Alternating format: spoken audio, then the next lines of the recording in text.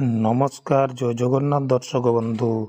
ଆଜିର ପ୍ରଥମ ପ୍ରଶ୍ନ ହେଉଛି, ଏମିତି କେଉଁ ପକ୍ଷୀ ଅଛି ଯିଏକି ନିଜ ରଙ୍ଗ ବଦଳାଇ ପାରେ?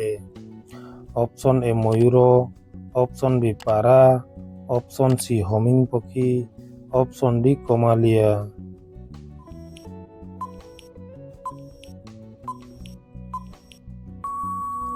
ତେବେ ଫ୍ରେଣ୍ଡସ୍, ଏହାର ଉତ୍ତର ହେଉଛି ଅପସନ୍ ଡି କମାଲିଆ। ଏବେ ଦେଖିବା ପରବର୍ତ୍ତୀ ପ୍ରଶ୍ନ। କେଉଁ ପକ୍ଷୀ ଅନ୍ୟର ବସାରେ ଅଣ୍ଡା ଦେଇଥାଏ? ଅପସନ୍ ଏ ଓଟ ପକ୍ଷୀ, ଅପସନ୍ ବି ହଂସ, ଅପସନ୍ ସି ଶୁଆ, ଅପସନ୍ ଡି କୋଇଲି।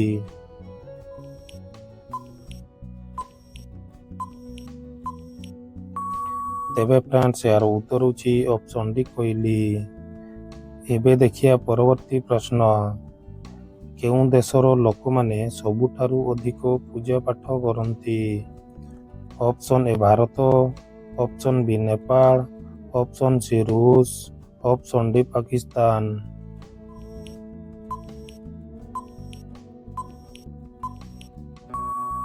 ତେବେ ଫ୍ରେଣ୍ଡସ୍, ଏହାର ଉତ୍ତର ହେଉଛି ଅପସନ୍ ଏ ଭାରତ।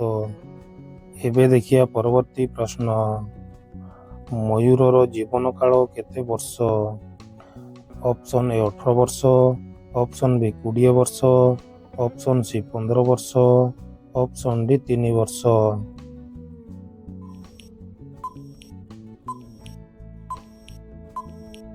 ତେବେ ଫ୍ରେଣ୍ଡସ୍, ଏହାର ଉତ୍ତର ହେଉଛି ଅପସନ୍ ସି 15 ବର୍ଷ। ଏବେ ଦେଖିବା ପରବର୍ତ୍ତୀ ପ୍ରଶ୍ନ। ଟ୍ରେନ୍ର ଆବିଷ୍କାର କେଉଁ ଦେଶ କରିଥିଲା? Option A Bharat, option B Japan, option C England, option D America.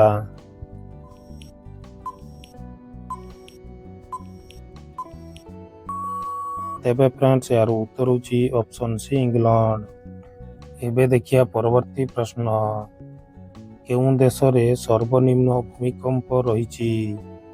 Option A Nepal, option B Bharat, option C Bhutan, option D Japan.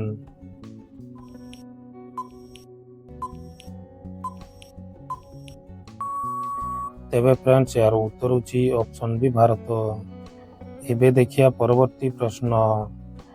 ଜଣେ ବ୍ୟକ୍ତି ଦିନକୁ କେତେ ଲିଟର ପାଣି ପିଇବା ଉଚିତ?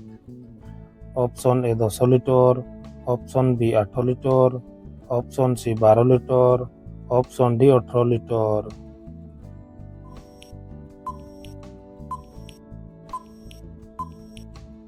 ତେବେ ଫ୍ରେଣ୍ଡସ୍, ଏହାର ଉତ୍ତର ହେଉଛି ଅପସନ୍ ବି 8 ଲିଟର। ଏବେ ଦେଖିବା ପରବର୍ତ୍ତୀ ପ୍ରଶ୍ନ। କେଉଁ ପ୍ରାଣୀ ନିଜ ଜିଭ ମାଧ୍ୟମରେ ନିଶ୍ୱାସ ନେଇଥାଏ?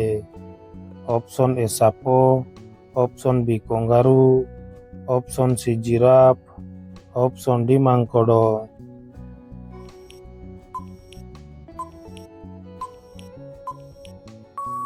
ତେବେ ଫ୍ରେଣ୍ଡସ୍, ଏହାର ଉତ୍ତର ହେଉଛି ଅପସନ୍ ଏ ସାପ।